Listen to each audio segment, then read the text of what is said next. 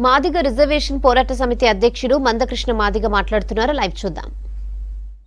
అక్కడి నుంచే దళిత బంధు పథకాన్ని ప్రారంభిస్తామని చెప్పి స్పష్టం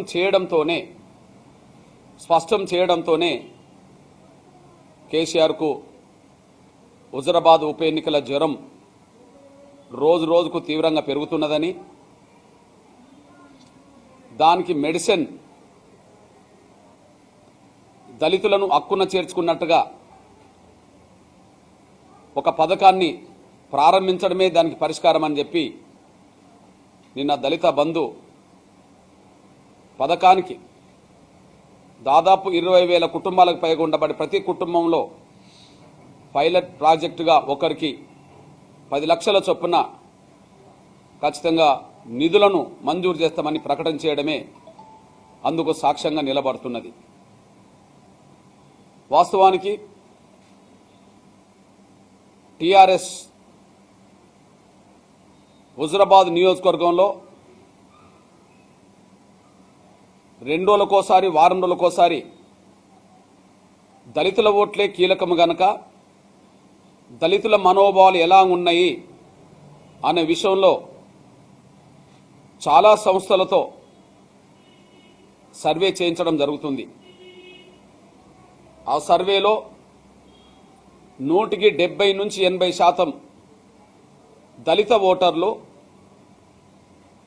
ముఖ్యంగా విద్యార్థులు, నిరుద్యోగులు, విద్యావంతులు, ప్రజలు 7 ఏళ్లుగా కేసీఆర్ చేస్తున్న మోసాలు ఏవైతున్నాయో ఆ మోసాలనే ప్రతి దళిత కుటుంబం నెమరేసుకుంటుందని, ఈసారి ఎట్టి పరిస్థితిలో హుజరాబాద్ ఉప ఎన్నికల్లో కేసీఆర్ అహంకారానికి, కేసీఆర్ మోసానికి ఖచ్చితంగా చరమగీతం పాడే విధంగా దళితుల ఓటర్లు ఖచ్చితంగా కేసీఆర్ను ఓడించే, కేసీఆర్ అభ్యర్థిని ఓడించే నిర్ణయమే తీసుకుంటున్నట్టుగా ఆయనకు ప్రతి 2 రోజులు వారానికి ఒకసారి చేసే సర్వేలో వాస్తవాలు బయటకు వస్తున్నాయి. దాదాపు 70,000 ఓటర్లకు ఉండబడే ఈ దళితుల ఓట్లలో 70 నుంచి 80% ఈ విధంగానే గనక టీఆర్ఎస్కు వ్యతిరేకమైన ఓటు పడితే ఖచ్చితంగా ఆడ ఘోరమైన ఓటమి ఖాయం. అది 2023కు ఆ ఓటమే కేసీఆర్ ఓటమిగా కూడా ముందుకు సాగుతుందనే అభిప్రాయాలు జనంలో ఉండే అవకాశం ఉన్నది. దాని నుంచి బయటపడేయడం కోసమే ఇవాళ రైతు బంధు పథకం లాగానే దళిత బంధు పథకం అంటూ కొత్త నాటకానికి మరొకసారి తెరదీయడం జరిగింది. మేము సూటిగా అడుగుతున్నాం, కేసీఆర్ ప్రభుత్వానికి సూటిగా చెప్తున్నాం. ముందుగా 119 నియోజకవర్గాల్లో పైలట్ ప్రాజెక్టుగా మీరు హుజరాబాద్నే ఎన్నుకున్నారు. హుజరాబాద్లో ఉండబడే 20,000కు పైగా ఉండబడే దళిత కుటుంబాలకు 10 లక్షల చొప్పున ఆర్థికంగా చేయూతనివ్వడం ద్వారా ప్రతి కుటుంబం నుంచి రాజకీయ లబ్ధి పొందడానికి, ఓట్లు పొందడానికే ఈ పథకాన్ని ప్రారంభించబోతున్న విషయం స్పష్టంగా అర్థమవుతోంది. అయితే ఈ పథకానికి కేటాయించే డబ్బు ఎక్కడిది? ఈ దళిత బంధు పథకానికి కేటాయించే డబ్బు ఎక్కడిది? ఈ విషయం కూడా స్పష్టం చేయాలి. రైతు బంధు పథకానికి బడ్జెట్లోనే కేటాయింపులు జరుగుతున్నాయి. మరి మీరు పైలట్ ప్రాజెక్టుగా ఒక 2,000 కోట్ల రూపాయలు ఒక హుజరాబాద్కే మీరు ఖర్చు పెడుతున్నామని చెప్తే ప్రతి నియోజకవర్గానికి అదే లెక్కలు వర్తిస్తే ఇంచుమించు దళిత సమూహాలు ఆ విధంగానే ఉన్నాయి కనుక, ఇంచుమించు దళిత సమూహాలు అదే విధంగా కనుక 100 నియోజకవర్గాలకు 2 లక్షల కోట్లు, ఇంకా 19 నియోజకవర్గాలకు 38,000 కోట్లు. అంటే హుజరాబాద్లో ఏ పైలట్ ప్రాజెక్టుగా మీరు దళిత బంధు పథకానికి నామకరణం చేశావో ఆ నామకరణానికి ఒక నియోజకవర్గానికి 2,000 కోట్ల రూపాయల ఖర్చు పెడితే అది 119 నియోజకవర్గాలకు వర్తించే పథకమా లేదా హుజరాబాద్ వరకే మొదలుపెట్టి హుజరాబాద్లో ముగించే పథకమా? హుజరాబాద్లోనే మొదలుపెట్టి హుజరాబాద్లోనే ముగించే పథకమా అనే విషయం తేలాల్సిన అవసరం ఉన్నది. అందువల్ల నేను దాదాపు 2,40,000 కోట్ల బడ్జెట్కి సంబంధించిన అంశమే ఇప్పుడు ప్రతి కుటుంబానికి 10 లక్షల రూపాయలు ఇచ్చే దళిత బంధు పథకం అంశం. కాబట్టి ఈ 2,40,000 కోట్లు ఏ కేటాయింపు నుండి చేస్తామనే విషయం మీ దృష్టికి అడుగుతున్నాం. రైతు బంధు పథకానికి లేదా రైతు రుణమాఫీకి మీరు బడ్జెట్లుండే కేటాయింపులు చేశారు. ఇప్పుడు 7 ఏళ్ల తర్వాత మీకు దళిత సాధికారత హుజరాబాద్ ఉప ఎన్నిక వరకు మీరు దళిత బంధు పథకాన్ని ప్రారంభిస్తే అక్కడనే ప్రారంభించి అక్కడనే ముగించడానికా లేదా రాష్ట్ర వ్యాప్తంగా అమలు చేయడానికా అనే విషయాన్ని నేరుగా స్పష్టం చేయాలి. అందువల్ల దీనికి బడ్జెట్ కేటాయింపులు ఎక్కడి నుండి తెస్తున్నాం అనేసి అర్థం కావాలి. నేను 3 విషయాలు చెప్తున్నా.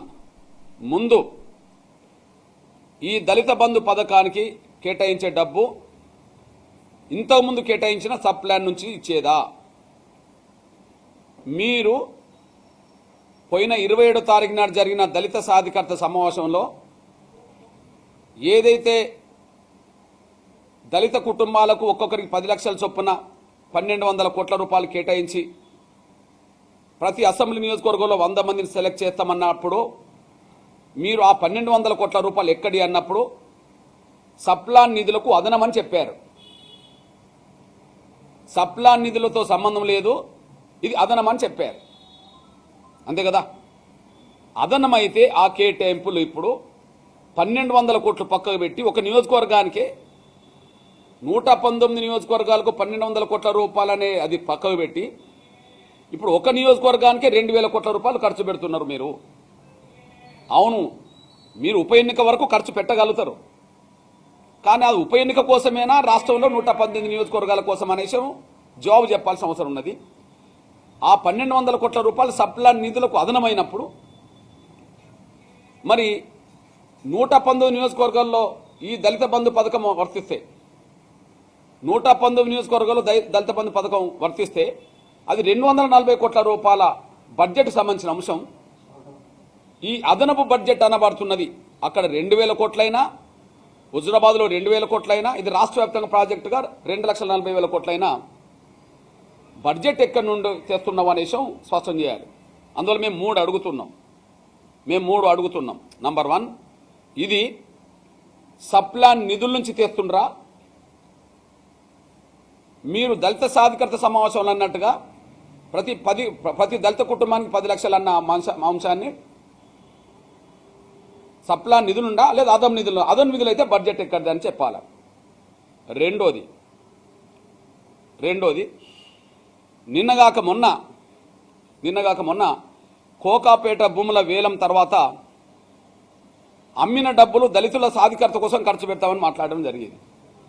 ఇప్పుడు ఆ 2,000 కోట్ల రూపాయలు సప్లాన్ నుంచా లేదా భూములు అమ్మిన దాంట్లో వచ్చిన డబ్బు నుంచా లేకపోతే ముఖ్యమంత్రిగా నీకుండబడే ప్రత్యేక అధికారాల మేరకు అదనం బడ్జెట్ ఎక్కడి నుండి తెచ్చాయని ఖర్చు పెడుతున్నావా? ఈ 3 విషయాలు తేల్చాల్సిన బాధ్యత కేసీఆర్ గారి గవర్నమెంట్ మీద ఉన్నది, కేసీఆర్ గారి మీద ఉన్నది అనుకోండి మేము స్పష్టం చేస్తున్నాం. ఇకపోతే మీరు 2,000 కోట్ల రూపాయలు ఎక్కడి నుండి తెస్తున్నారనే విషయం చెప్పాలి.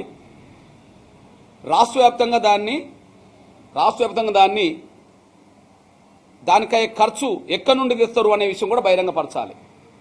కానీ మేము అంటున్నది ఏంటంటే ముందుగా